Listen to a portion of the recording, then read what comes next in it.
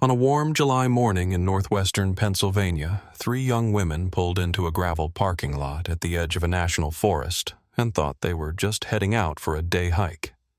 19-year-old Megan Carver slid out of the passenger seat of an aging blue sedan, brushing crumbs off her shorts as she laughed at something in the front seat. Behind the wheel, 20-year-old Rachel Pierce killed the engine and tossed the keys into the cup holder. In the back, 18-year-old Carrie Holt slung a faded backpack over one shoulder, the zipper straining around a half-eaten bag of trail mix. It was supposed to be simple. A few miles on a familiar trail, Timber Ridge, deep inside the thick woods of the Allegheny National Forest. The air was already brushing past 80-degree cicadas starting up in the trees, the sky a clear, hazy blue. They wore tank tops, worn sneakers, and the kind of easy confidence you only see in people who grew up with these woods in their backyard. Back in the small town of Brookside, about 15 miles away, Megan's mother, Linda Carver, checked the clock over her kitchen sink. Her daughter had promised they'd be back by dinner time. "Before it gets dark, Mom." I swear Megan had said, hugging her on the way out the door.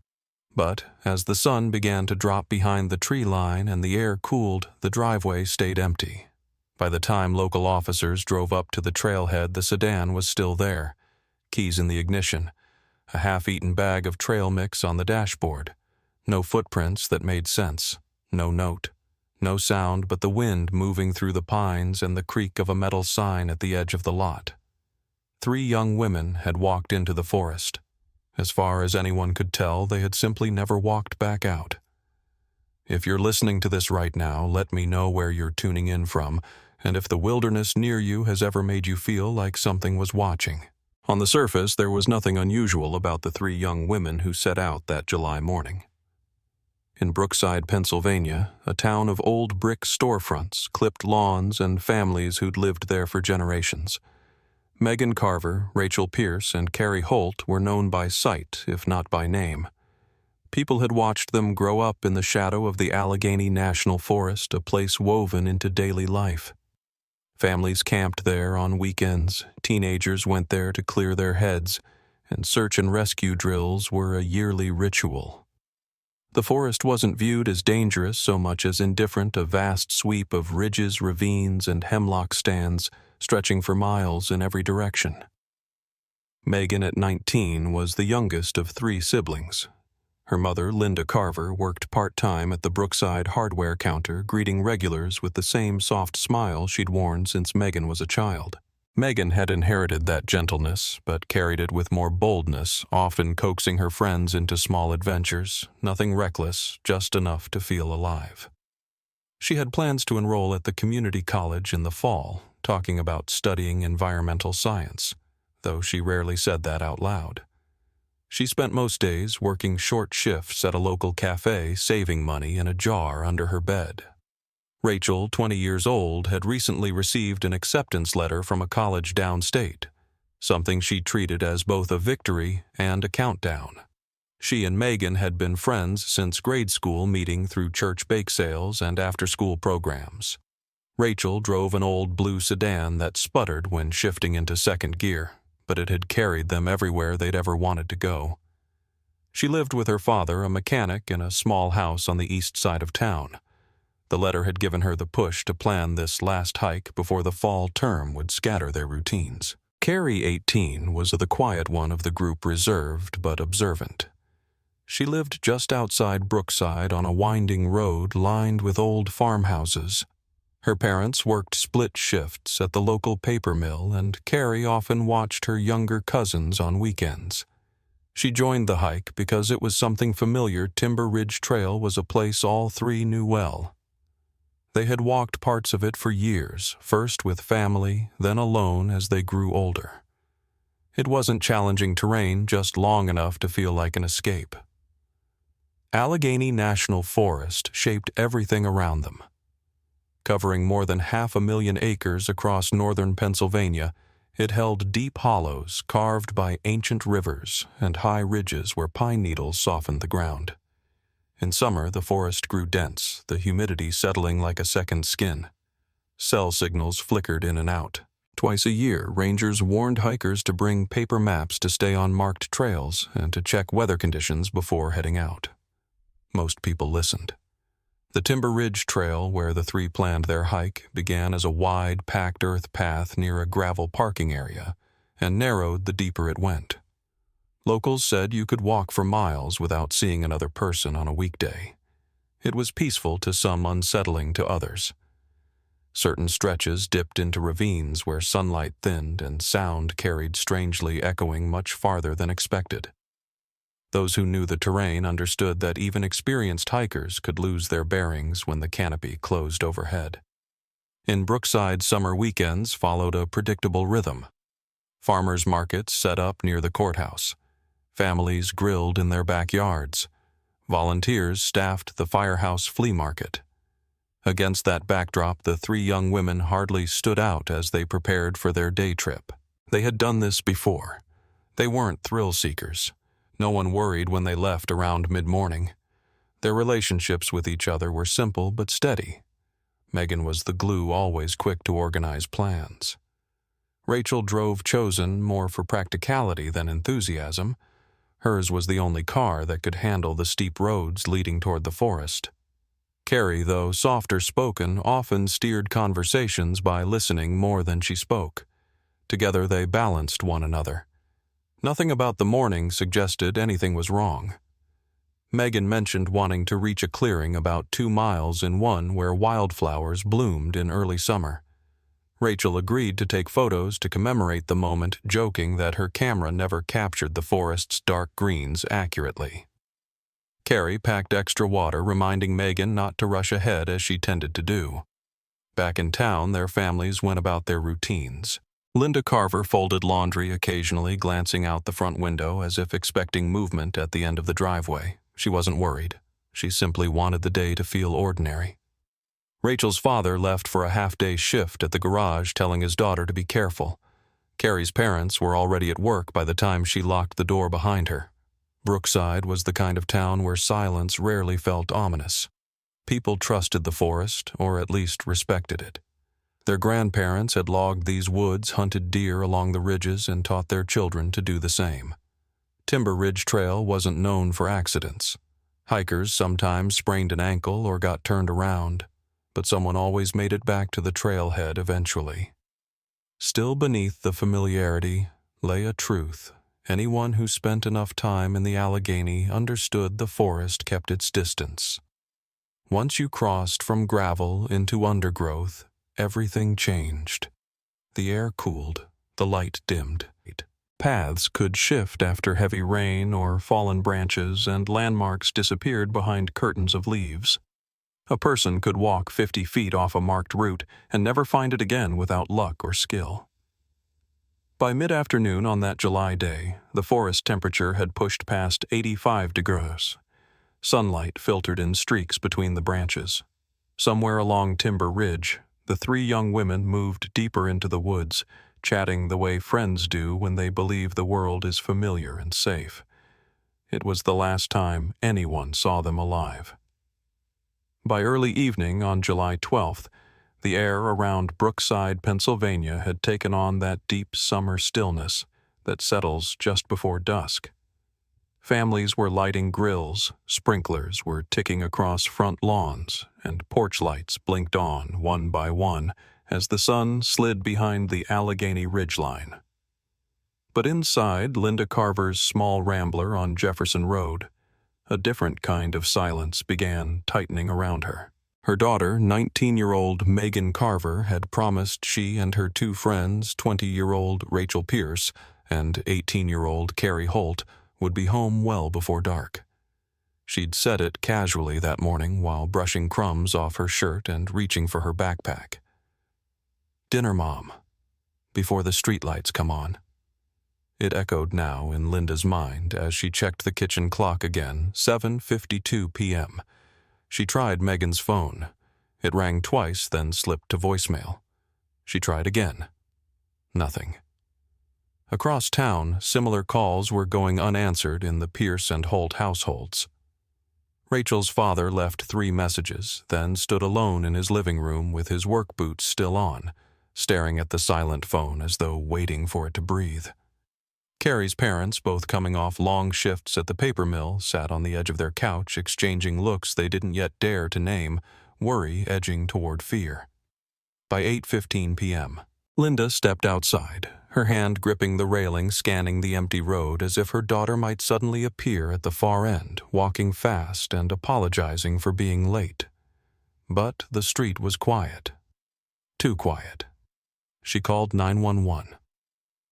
The dispatcher, a calm woman who had worked dozens of missing person reports over the years, asked for details. Vehicle description, planned location hiking experience. Linda answered, her voice thinning with each word.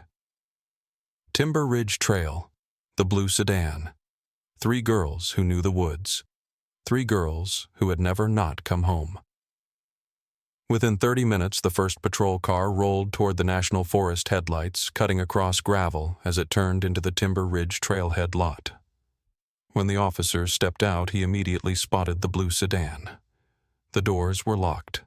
The keys sat in the ignition. A half-eaten bag of trail mix lay on the dashboard, warmed by the fading heat of the day, and the lot was otherwise silent. He radioed it in. A second unit arrived, then a third. Soon the gravel dust settled around a cluster of quiet voices and furrowed brows, all staring at the same unsettling stillness. A vehicle without its hikers, no signs of a return, no indication of where they might have gone. The sun dipped and the forest darkened fast. The first hours. A town holds its breath. Around 10:00 p.m., Linda arrived with Rachel's father and Carrie's parents. Flashlights bobbed across the parking area as officers walked the perimeter, calling the girls' names into the tree line. The sounds were swallowed, immediately absorbed by the dense summer-heavy canopy of Allegheny National Forest. This wasn't unusual terrain, at least not to locals. More than 500,000 acres of rugged ground stretched across northern Pennsylvania, full of steep ravines and miles of unmarked space. On a map, it looked organized with trailheads and loops, but anyone born here knew the truth: a hiker could take one wrong step, one shortcut, and end up in places where even rangers rarely walked. Still, the officers kept their voices steady. They probably just wandered off trail, one said. We'll find them once the search team arrives. Linda nodded, but her eyes were locked on the dark path where the 3 young women had disappeared. By midnight, the search had begun in earnest. 2 deputies swept the first mile of Timber Ridge on foot. Another pair circled the nearby service roads. A K-9 unit arrived shortly after, though the heavy, humid night and the number of overlapping scents made the task difficult. What struck them all was what wasn't there. No shoe prints that pointed to a return. No scuffed dirt indicating panic or injury. No dropped belongings. Just silence layered over silence. Dawn brings reinforcements and questions. The morning of July 13th broke warm and hazy, the temperature already climbing past 78 degrees before the sun cleared the pines. At 6:10 a.m., Chief Ranger Alan Brewer, a 44-year-old veteran of the Allegheny system, arrived to coordinate with local authorities. He had spent 20 years walking these woods and knew how quickly the terrain could hide evidence. Brewer set up a temporary command post near the parking lot, just a canvas tent, a folding table, and a county map weighted down with thermoses and rocks. By 7:00 a.m., volunteers began pouring in. Farmers, teachers, old Boy Scout leaders, past hikers, and retirees from Brookside and surrounding towns signed in and joined search parties spreading into designated zones. Helicopter rotors split the morning air, circling low over the trail network. Search dogs moved between trees. Voices rose and fell as teams called out the girls' names in steady intervals. For the first few hours, everyone believed the same thing: the girls had gotten lost. Nothing more. They'd taken a wrong turn, maybe followed a deer path, maybe wandered deeper than intended. Someone would find them sitting under a hemlock, tired, embarrassed, hungry, but safe. But by late morning, optimism thinned. No footprints, no food wrappers, no water bottles, no signs of camp or shelter. Only a snapped branch here, a scuffed patch of moss there. Details so ambiguous they meant everything and nothing at the same time. A town moves from hope to fear. By the afternoon, news vans from Erie and Pittsburgh lined the entrance road, antennas raised high. Reporters asked questions no one could answer. How experienced were the hikers? Any signs of wildlife attack? Could foul play be involved? The families tried to stay composed. Linda sat near the command tent, clutching a photograph of Megan, her knuckles white. Rachel's father walked circles around the lot, unable to sit still. Carrie's parents spoke quietly to volunteers, thanking them, apologizing, thanking them again. The pressure on authorities mounted. Brewer requested additional rangers from nearby districts, expanding the grid search deeper into the forest. They checked old fire roads, disused hunting paths, and stream beds where heavy vegetation grew thick enough to obscure almost anything. But the deeper they went, the more the forest seemed to close in. The canopy darkened. Compass bearings grew unreliable without consistent sunlight. Radio signals weakened, and still no sign of the missing hikers. False leads, dead ends, and growing desperation. By the third day, tips flooded the command center from across Pennsylvania and neighboring states. Someone claimed to have seen 3 young women near a gas station in Ohio. A camper swore she heard distant screams near the reservoir. A fisherman reported a piece of cloth snagged on a branch along Parker Creek. None of it held. The fisherman's cloth was from an old tent. The screams were traced to a family argument at a nearby campsite. The gas station sighting collapsed under scrutiny. It was 3 completely unrelated travelers. Inside the command tent, Brewer kept crossing out and redrawing areas on the map. Volunteers came and went, some returning day after day despite blistered feet and exhaustion. Search teams covered miles, some logging more than 20 hours on foot in steep terrain, but the trail remained cold. Meanwhile, summer storms rolled through, erasing traces, soaking leaf litter, and making slopes too slick for further foot searches until conditions improved. The forest, immense and indifferent, seemed to take back any hints of the girl's path. The weight of uncertainty. By the end of the first week, hope began to fracture. Families gathered near the trailhead each morning, holding coffee cups they rarely drank from, waiting for news that never came. Volunteers still arrived, though in smaller numbers. Brewer and his team rotated in 12-hour shifts, their faces drawn from strain and lack of sleep. Officials considered every possibility, but none made sense. If the girls had run away, they wouldn't have left the car keys behind. If they had been injured, some evidence, clothing fibers, blood-disturbed brush should have surfaced. If they had encountered someone else, no signs suggested where that encounter occurred or where it might have led them. The absence of clues became its own kind of answer. The forest had swallowed something it refused to return. The search shrinks, but the grief expands. By late summer, the official search scaled down. Brewer announced a transition from active search and rescue to search and recovery. A phrase Linda couldn't bear to hear. She shook her head, stepped away from the microphones, and refused to accept the subtle shift toward mourning. She wasn't alone. Rachel's father took unpaid leave from the garage to continue searching on his own, walking trail after trail with a flashlight in his pocket long after dark. Carrie's parents spoke at community meetings, urging the town not to forget the girls. But the truth was heavy. The forest was large, the evidence non-existent, and leads had dried up. Still, the families kept going.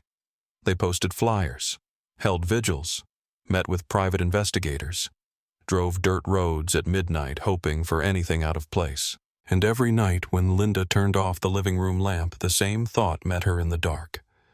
Something happened in those woods, something they had no way to see coming. 2 years of unanswered questions. As seasons changed, the case lingered like a shadow over Brookside. Autumn colors came and went. Snow piled against porches. Spring rains returned. Each cycle brought the same emptiness at Timber Ridge. The blue sedan was eventually towed. The trailhead sign weathered another winter. Tourists passed through, unaware they were walking into a place where 3 young women had vanished without leaving a trace. and though the official search was suspended, Ranger Brewer reopened the maps, often tracing paths, reconsidering possibilities. Something about the case refused to settle. 3 hikers did not simply disappear, not without noise, not without evidence, not without someone somewhere seeing or hearing something. But no answers came. Not until 2 years later, when a grainy trail camera tape dating back to the very day the girls disappeared fell into Brewer's hands. Everything changed with that tape, and the mystery that had gripped Brookside was about to deepen in a way no one expected. 2 years had passed since Megan Carver, Rachel Pierce, and Carrie Holt walked into the Timber Ridge Trail and vanished. By the summer of 2004, the case had settled into a painful quiet. The families still searched when they could. Ranger units still reviewed old maps, but most days felt like the forest had sealed itself shut around whatever it knew. Then, on an ordinary July afternoon, the silence finally cracked. It happened inside a small ranger outpost tucked against the tree line of northern Allegheny National Forest. The building, nothing more than aged, wood-dusty windows, and a humming ceiling fan hadn't changed since the girls vanished, but the ranger reviewing old wildlife footage inside it had. Senior Ranger Daniel Rourke, now 46, looked older than the years suggested. His once dark hair had thinned and deep lines cut across his brow from months of field searches and sleepless nights during the original investigation. He had long accepted that the trail had gone cold, but duty required him to periodically check the archive of trail cameras, many of which had been boxed up and replaced with newer units. On that day, he slid a labeled cassette into the outdated monitor. The timestamp read July 12, 2002, 2:15 p.m. The grainy black and white footage flickered, then steadied, and there they were. Megan, Rachel, Carrie, walking single file along a narrow stretch of Timber Ridge, their silhouettes bright against the sunlit trail. They moved easily, talking, pointing at something off-frame, alive, unaware of what lay ahead. It was the first confirmed sighting since the disappearance. Rourke leaned forward, frozen. He adjusted the tracking dial, watching as the 3 figures drifted out of view. The camera went still for several seconds, then triggered again. This time the frame showed someone else. A man in a ranger's uniform stepped from between the trees, hat pulled low, binoculars hanging from his neck, moving quietly, almost deliberately, in the same direction the girls had gone. Rourke stared. At first he thought it must be him, some patrol he'd forgotten, a shift he'd logged wrong. But the details didn't fit. The way the man walked, the posture, the angle of his shoulders. Something in the image felt misaligned with his memory. Then the camera caught a brief reflection off the man's badge. Badge number 214. Rourke's own number. His breath flattened in his chest. He had logged himself on a different trail entirely that afternoon, miles away. He remembered that day clearly, or at least believed he had. But here in flickering monochrome stood a version of himself he could not explain, moving with purposeful stealth behind 3 girls who had never made it home. The room seemed to tilt. Rourke replayed the footage over and over, the mechanical whir of the tape echoing against the wooden walls. It made no sense. None of it made sense. But one thing was certain: the past had not stayed buried. Shockwaves. Through the investigation.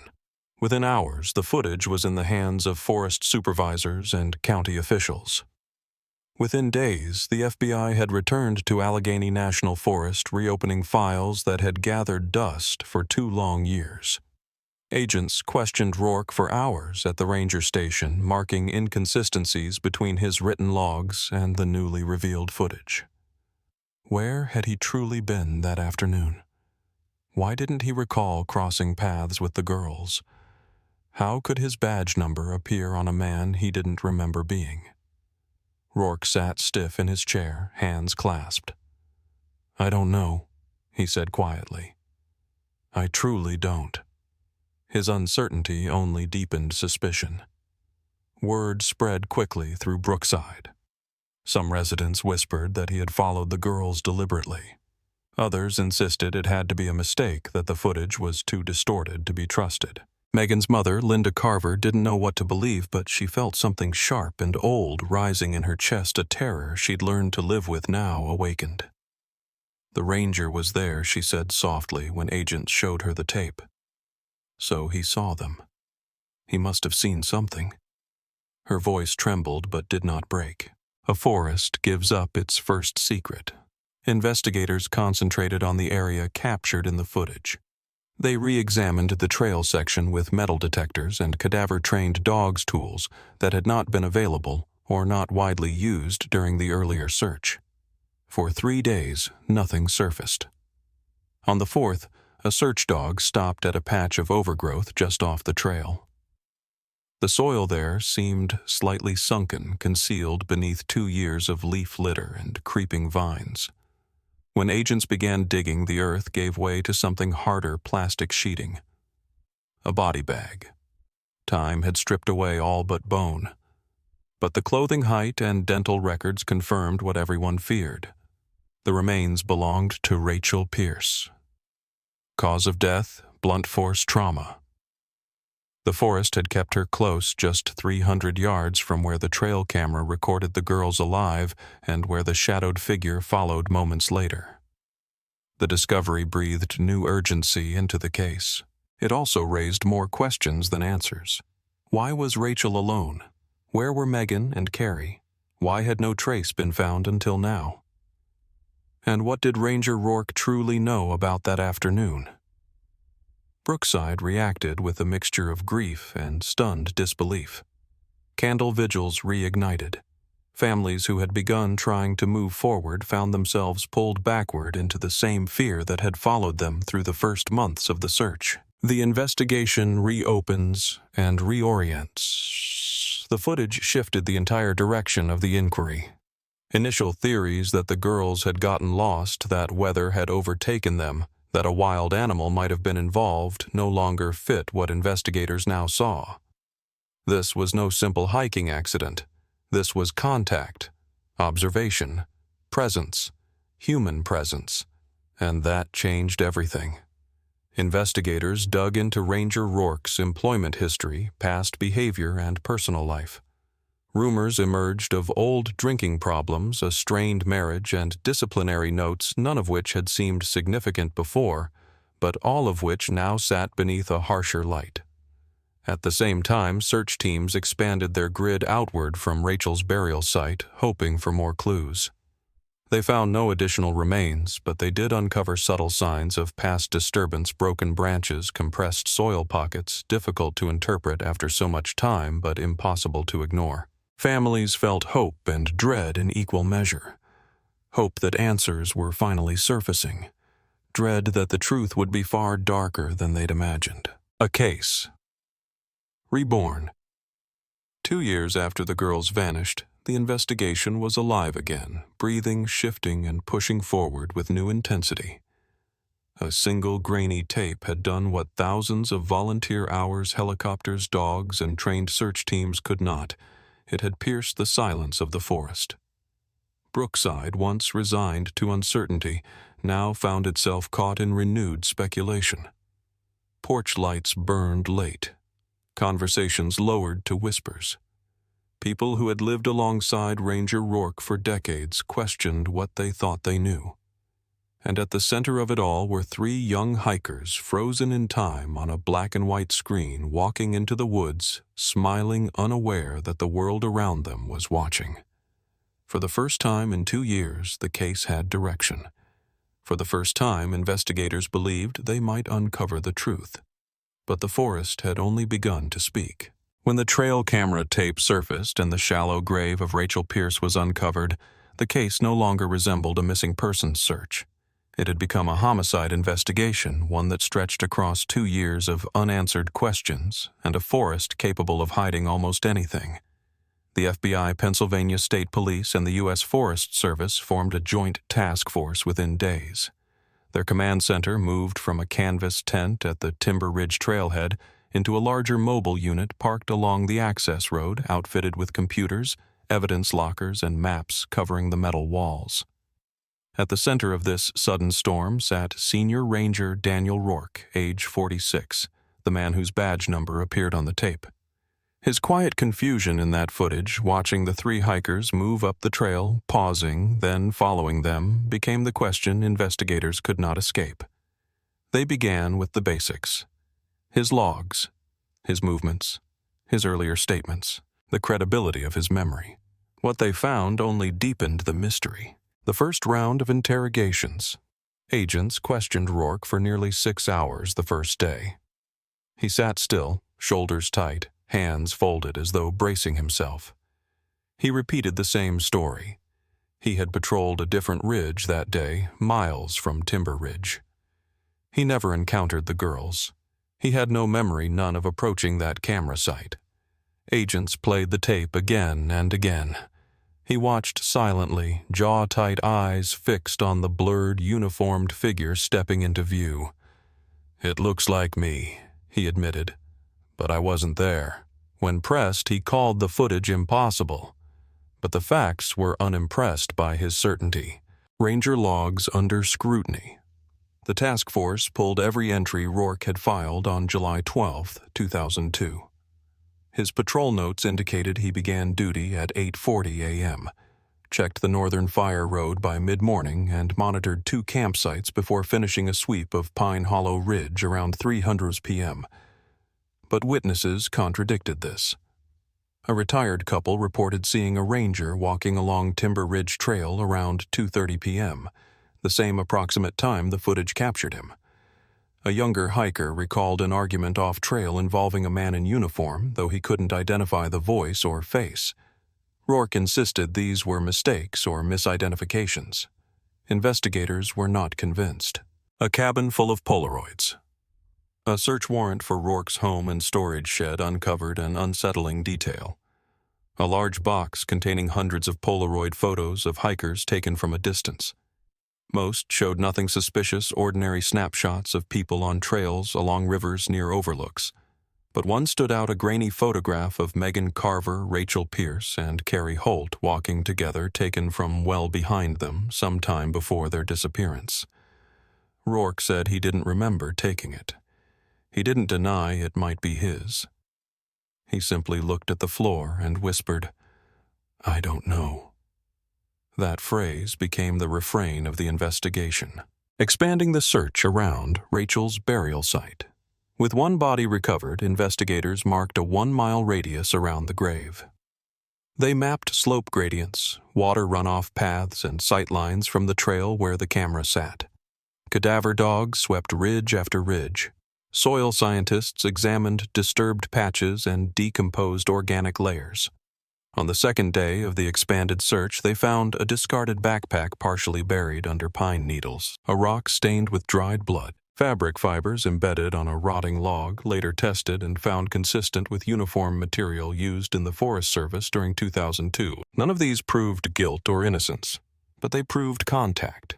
The rock in particular would later match trauma patterns on Rachel's skull. A second tape surfaces. As investigators combed through old archives, they uncovered another trail camera tape, this one time-stamped late afternoon on the day the girls vanished.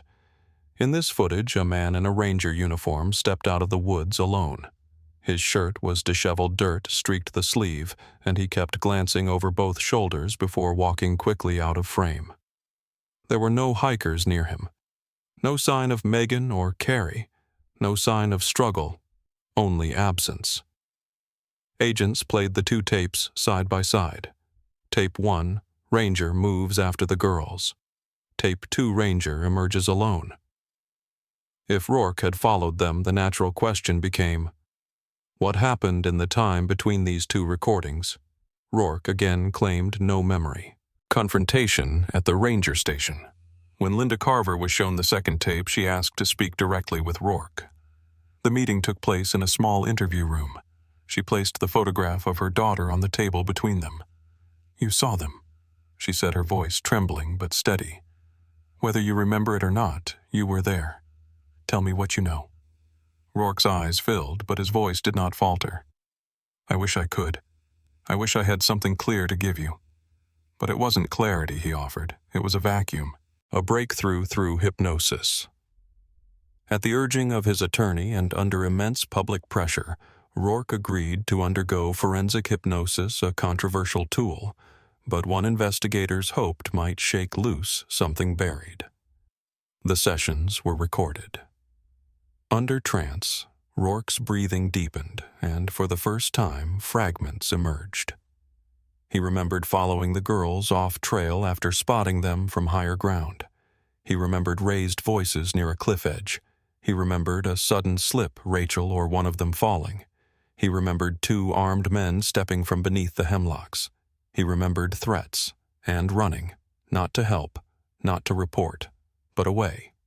Investigator notes from the session described Rourke as visibly shaken, displaying signs of panic, trembling, and dissociation. Still, hypnosis alone could not convict him. It could only open the path toward evidence.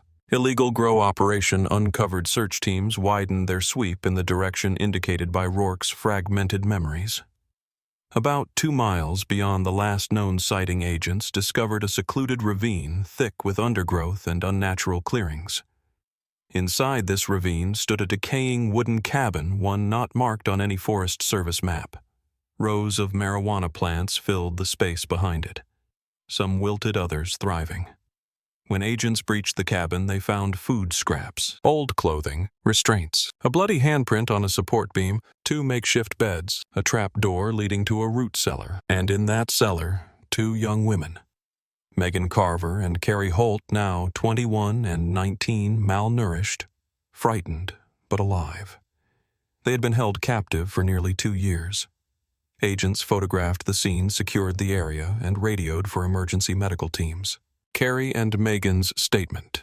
In separate hospital rooms, the young women gave statements in halting, broken detail. They confirmed Rachel had fallen from a cliff during an argument among the 3 friends. The fall had been fatal. At nearly the same moment, 2 armed men growers protecting their illegal operation had emerged. The men dragged Megan and Carrie away while Rachel's body was left behind. The girls were threatened into silence and forced to tend the grow site. Escape attempts were punished. They were moved between shack and cellar depending on the season and risk. They also confirmed another chilling detail: Daniel Rourke had arrived moments after Rachel fell. He had seen them being taken. He had been recognized by one of the men. He had been threatened. "Tell anyone, and we find your family." And he had run. Not toward help, but into silence. Forensic evidence connects the scene. Forensic teams returned to the burial site and the cabin with refined focus. Over the next several days and weeks, they gathered blood from the rock confirmed to match Rachel Pierce, fibers from Rourke's uniform found on Rachel's clothing, fingerprints tying the operation to known drug traffickers based in Ohio, photographs recovered from the cabin, including pictures of Megan and Carrie during captivity, a ledger documenting grow, yield supply drops, and coded references to 3 girls problem handled. The evidence painted a coherent timeline, grim and methodical. Rachel's death had been a combination of accident and violence. Megan and Carrie's captivity had been systematic, and Rourke's role, while not one of direct harm, was one of catastrophic inaction, arrests and interrogations. The task force tracked the drug ring to a series of rundown properties across state lines. In a coordinated raid, agents arrested Roy Keaton, a 52-year-old ringleader with prior federal charges. 2 associates were detained shortly afterward. Keaton denied involvement. His accomplices denied involvement, but the evidence contradicted every word. Under pressure, one of the men confessed pieces of the operation. They had been using the ravine for several seasons. Hikers occasionally wandered too close. Most turned back, he said. Those girls didn't. After Rachel's fall, they panicked. They took Megan and Carrie to prevent witnesses. They threatened Rourke because he happened upon the scene, but the man refused to admit to murder. He insisted Rachel had died from the fall, not from a deliberate blow. Forensics suggested otherwise. Rachel's skull fractures were consistent with a blunt object, possibly the rock found near the grave, though investigators acknowledged the fall itself could have produced similar trauma. The uncertainty would remain a point of debate through trial. Reconstructing the final timeline. After months of analysis, investigators produced a near-final reconstruction. July 12, 2002. Early afternoon. The three hikers veered off the marked trail, possibly following a familiar shortcut. 2:15 p.m. Trail camera captures them alive. Moments later, Rourke follows according to footage. Shortly after, an argument among the girls leads Rachel toward the cliff edge. She slips. Whether the fatal blow came from the fall or from an object afterward remains unresolved. Armed growers arrive. They seize Megan and Carrie. They hide Rachel's body temporarily. Rourke arrives. He witnesses the confrontation. Threatened, he flees and logs a false patrol location. Following days, Rachel's body is buried in a shallow grave. Megan and Carrie are moved to the cabin and held for nearly 2 years. 2002-2004. The girls are forced laborers at the grow site. Rourke continues patrolling, avoiding the ravine, living with fragmented memory and increasing psychological distress. July 2004. The old trail camera tape resurfaces. The body is found. The case reopens. The emotional weight of the truth. When investigators presented the reconstructed timeline to the families, the room fell silent. It was not the dramatic revelation of a scripted crime thriller. It was a slow, crushing realization, one that left everyone weighed down by grief and fury. Linda Carver listened with her hands folded tightly in her lap. She did not speak. Not at first. Finally, she whispered, "She was alive. They all were. And someone knew. No one contradicted her, because she was right. The truth had always been there, buried, scattered, half-remembered, hidden behind a ranger's silence and a forest's endless cover. And now, after 2 years of searching, everything finally aligned. But the cost was almost unbearable. By the winter of 2004, nearly 2.5 years had passed since Megan Carver, Rachel Pierce, and Carrie Holt had vanished into the Timber Ridge Trail. The discovery of Rachel's remains, the unearthing of Megan and Carrie from the secluded cabin, and the subsequent arrests of Roy Keaton, Gerald Coleman, and their associates brought the investigation to a slow, deliberate resolution, though the impact on Brookside and its surrounding communities would be felt for years. The trial began in January 2005 in a courthouse that had been hastily expanded to accommodate the intense public interest. Prosecutors presented a detailed sequence of events: Rachel Pierce's fatal fall from the cliff, the abduction and forced captivity of Megan Carver and Carrie Holt, and the complicity of Keaton and Coleman in maintaining the operation. The forensic evidence was compelling: fingerprints linking the cabin to Keaton's known associates' fibers from Daniel Rourke's uniform on Rachel's clothing, the bloody rock found near her grave, and photographs and ledgers recovered from the cabin documenting the grow operation and coded references to the girls. Megan and Carrie gave their statements with remarkable composure for their ages, now 21 and 19 respectively, describing captivity threats and forced labor. Their testimony, corroborated by physical evidence and confessions from one of the lower-level accomplices, was instrumental in securing convictions. By mid-February, jurors returned life sentences without parole for Keaton and Coleman on charges including murder, kidnapping, and drug trafficking. 2 additional accomplices received similar sentences. Ranger Daniel Rourke, though present throughout the investigation and testifying about his fragmented memory of the events on Timber Ridge, was not criminally charged. The court concluded that his inaction was driven by fear for his safety and the threats issued by the armed growers. He was relieved of duty, faced public scrutiny, and chose to leave the town, his reputation quietly in ruins. Letters he sent to Linda Carver and other family members were eventually read and accepted, offering a measure of closure, though no legal accountability beyond testimony had been assigned. For the families, the relief was tempered by grief and the weight of memory. Linda Carver held Megan close, feeling the tension of years of uncertainty begin to release. The loss of Rachel could not be reversed, and the trauma Megan and Carrie endured would remain embedded in their daily lives. Community support was immediate, and tangible memorial gatherings at Timber Ridge vigils with candlelight winding along the trail and public dedication ceremonies. A granite marker was installed near the trailhead in honor of Rachel Pierce, with Megan and Carrie planting wildflowers and small saplings around it, creating a lasting tribute and reclaiming the space symbolically from the shadow of their ordeal. The public and local authorities recognized the case as a turning point in forest safety and search protocols. Pennsylvania State Parks and the Allegheny Forest Service implemented stricter patrol requirements, increased the number of trail cameras, and instituted annual reviews of off-trail activity. Brookside held town hall meetings to discuss public awareness and safety measures, and Megan and Carrie became advocates for these initiatives, speaking on the importance of vigilance, reporting suspicious activity, and hiking in pairs or groups. The cave where Megan and Carrie had been held was sealed. Yet further searches yielded small caches of personal effects, including old IDs and a locket suggesting the possibility of additional victims. While the authorities connected several cold cases to the GROW operations network, not every mystery could be fully resolved. Families of missing persons were provided information, but unanswered questions lingered about the full extent of Keaton and Coleman's prior activities and the possibility that others had vanished along Timber Ridge and other forested areas. Psychological support became a crucial element of recovery.